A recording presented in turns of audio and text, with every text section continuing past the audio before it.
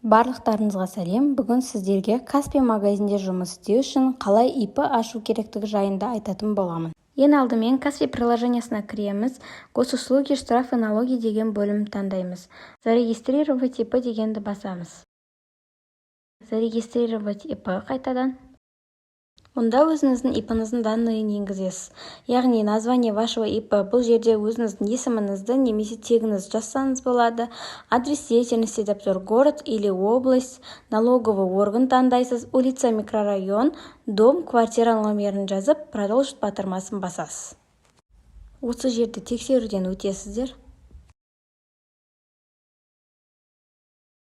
Основной вид деятельности деп шықты, яғни біздің ИП-мыздың жұмыс жасайтын бағытын таңдаймыз. Мына жерде выбрать вид деятельности дегенді басамыз. Бұл жерде неше түрлі бағыттар шығады. Егер сіз ИП-нызды Каспий магазинде жұмыс жасау үшін ашатын болсаңыз, 47910 деген кодты тересіз.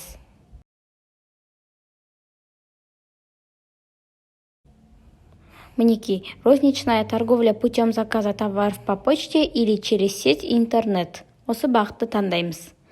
Продолжить батырмасын басамыз. Мұнда дополнительные виды деятельности деген шықты.